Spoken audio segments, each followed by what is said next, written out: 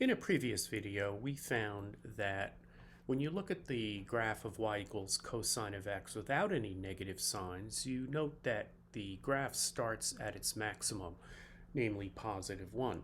However, if we were to graph y equals negative cosine of x, we would have a graph that begins at the minimum, then goes to the middle, then to the maximum, to the middle, and to the minimum.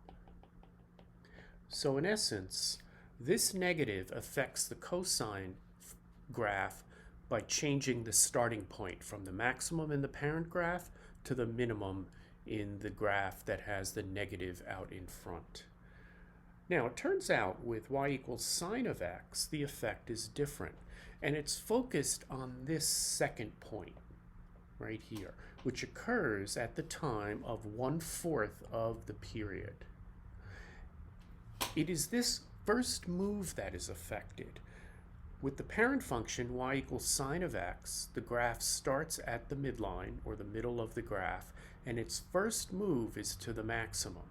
However, if we were to graph y equals negative sine of x, this first move is to the minimum, and then it proceeds in a similar fashion. So it is this first move that is important. Another way to look at it is, what is the value of the graph at this all-important first tick mark? What is the value of the graph? What is the y value when you plug in this value for x? So as we progress through this video, the focus is going to be finding out what is the x value at the quarter period mark, plugging it into the function and determining whether the value is at the maximum or the minimum of the graph. By the end of this video, folks, what we're going to find out is as follows. When these signs are the same, whether they're both positive or both negative, the first move is to the maximum. When the signs are different, plus minus or minus plus, that first move is going to be to the minimum. Now that we've established that if these two signs, namely the external sign and the internal sign, or the outside sign and the inside sign, now that we've established that if they're the same, the first move is going to be to the maximum, and if they're different, the first move is going to be to the minimum, let's talk about why that is so. For the rest of this video, I'm going to review the intuition as to why this occurs, and I'm going to graph several examples in the process. Let's graph this transformation of the sine function, and because these signs are different, we're going to expect the first move to be from the middle of the graph down to its minimum. So let's see if we are correct. First thing I do is I find the middle of the graph. That's going to be our d value, and that's going to be at y equals positive 3. I then take the absolute value of the a value. That's going to be our amplitude. So I'm going to go 2 units above and 2 units below that initial middle. Therefore, our maximum is going to be at positive 5, and our minimum is going to be at positive 1. So again, we expect our first move to be from y equals 3 down to y equals positive 1, and we know that's going to occur at the 1/4 period mark. Next, let's determine the period. The period of the parent function is 2 pi. We're going to divide that by the absolute value of the b value, which is 1/3, and we're going to end up with 6 pi. And that makes sense because this function is traveling 1/3 the speed of the normal sine function, so it's going to take 3 times as long, namely 6 pi, to complete the entire period. Next, let's go ahead and take 1/4 of the period. This will do two things. This will help us establish the scale as we graph, and it will also help us determine that all-important first tick mark. So 1/4 of 6 pi is going to be 6 pi over 4, or 3 pi over 2. Okay. Next, we're going to go ahead and determine the starting and ending point of this function. The starting point is determined by taking what's in the parentheses, 1/3 x minus pi over 2, and setting that equal to 0 and solving for x. That's going to give us x over 3 equals pi over 2, 2x equals 3 pi, and x equals 3 pi over 2. Okay, so that's our starting point, 3 pi over 2. To get our ending point, we're going to take our starting point and we're going to add the period of this transformed function. So our starting point is 3 pi over 2. We're going to add the period of this transformed function, which is 6 pi, which can be written as 12 pi over 2, and we have 15 pi over 2 as our ending point.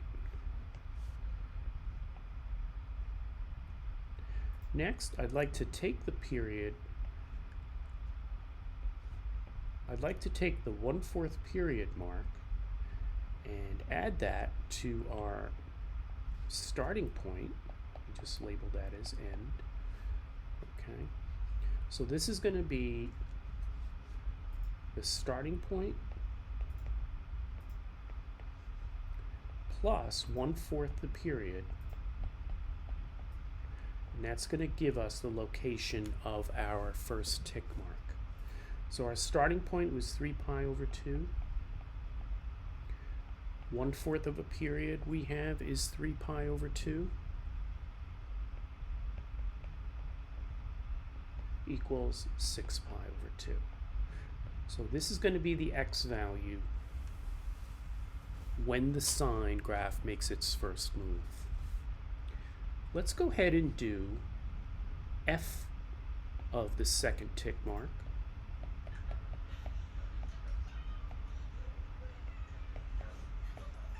Which is going to be f of 6 pi over 2. And that'll determine what the y value is at that location. So our original graph, recall, is y equals -2 sine of 1/3 x minus pi over 2 plus 3. We're now going to plug that point in for x. So we're going to have 1/3 of 6 pi over 2 minus pi over 2 plus 3. We're going to have -2 sine of 6 pi over 6, which is pi. I'm going to rewrite it as 2 pi over 2 minus pi over 2 plus 3 equals -2 sine of pi over 2 plus 3. The sine of 90 degrees is 1. So we're going to have -2 times 1 plus 3, and that is going to equal +1.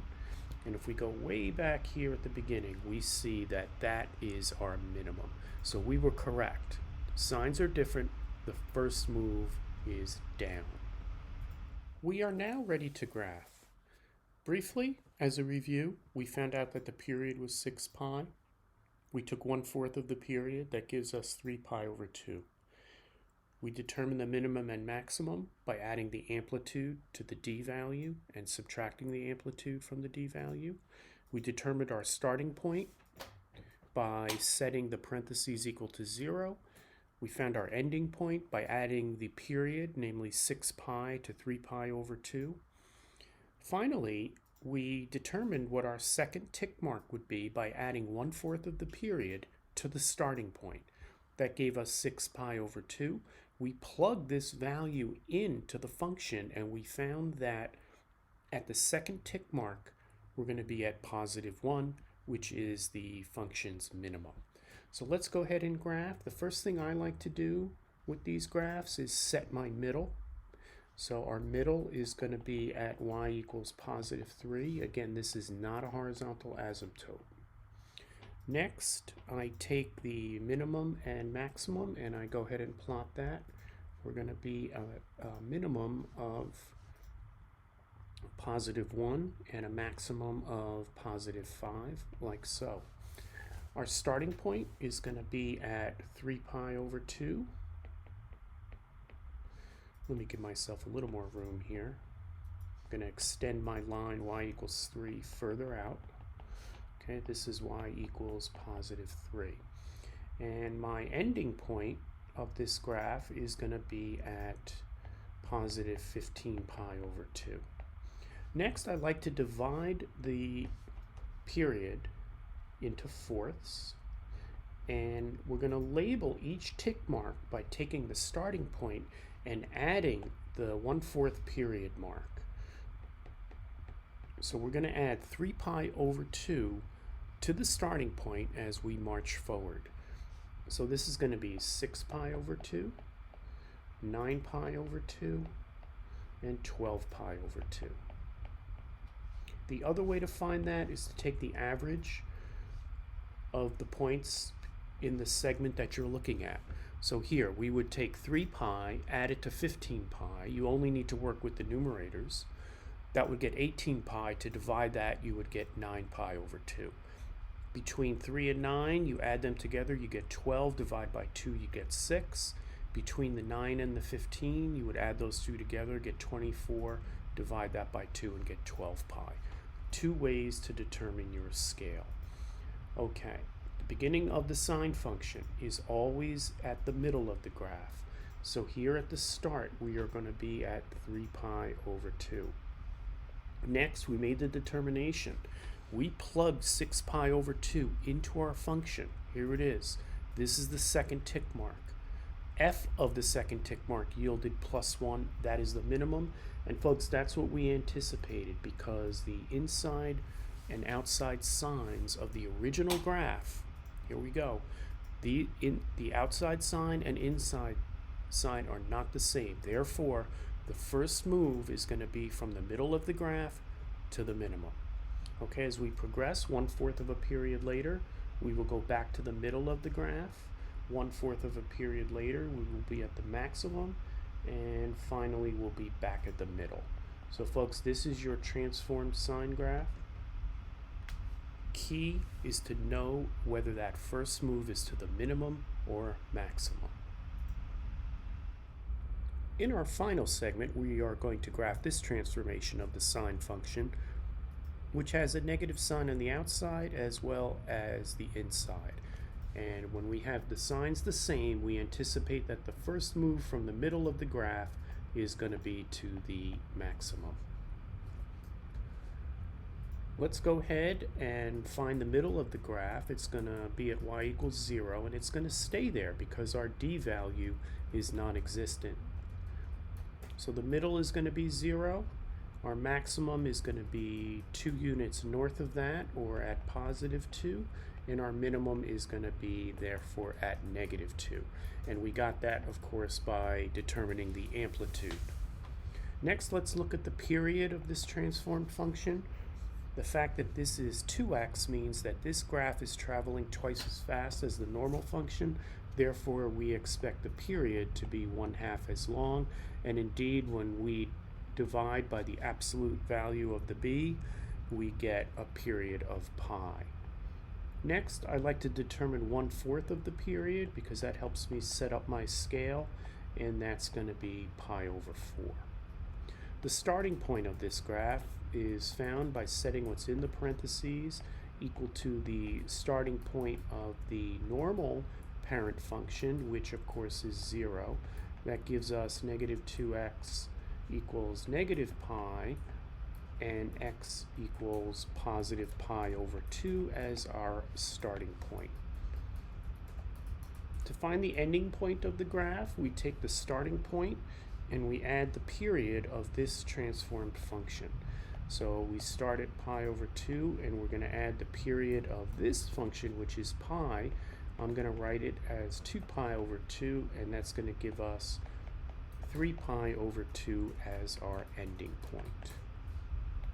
Now, we mentioned that we anticipate our first move in this particular function to be to the maximum, and that is because the signs are the same. Let's go ahead and test that. What is the x value at the second tick mark? The first tick mark is the starting point. We know that to be pi over 2. we know that 1/4 of the period is pi over 4. Therefore, we are going to have 2 pi over 4 plus pi over 4, or 3 pi over 4 as the x value at our second tick mark. Let's go ahead and plug that x value into our function to determine our y value. So we're going to have -2 sine of -2 times 3 pi over 4 plus pi. -2 sine of -6 pi over 4 plus 4 pi over 4, -2 sine of -2 pi over 4,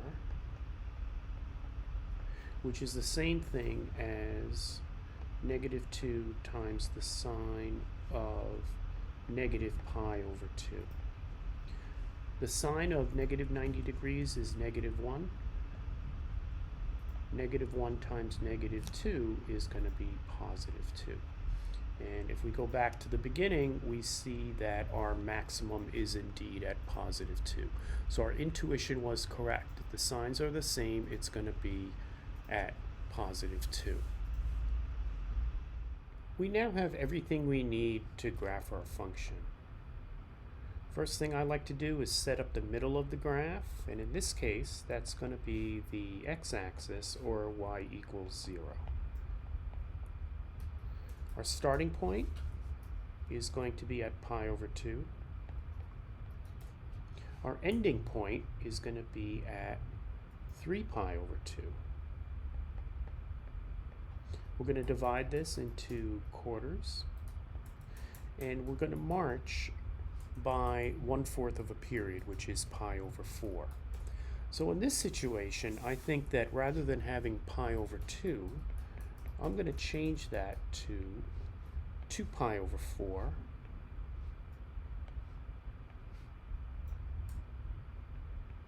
and rather than have 3 pi over 2 as our ending point, I'm going to have that as 6 pi over 4. Now we're going to march by pi over 4 each tick mark. So this is going to be 3 pi over 4, 4 pi over 4, and 5 pi over 4. Our minimum and maximum, which I forgot to label at the outset, is going to be at +2 and -2. The sine function always starts at the middle of the graph. Our starting point is 2 pi over 4. The middle of the graph is at y equals 0. The second point at 3 pi over 4, 1/4 of a period later, is going to be at the maximum. That was our intuition at the start when we saw the two signs were negative, but just for good measure, we plugged in that value and we got +2. Next, the graph is going to move back to its middle. Finally, it's going to move, not finally, it's next going to move to its minimum, and then finally back to the middle. So folks, this is your graph. That all-important first move is going to be to the maximum.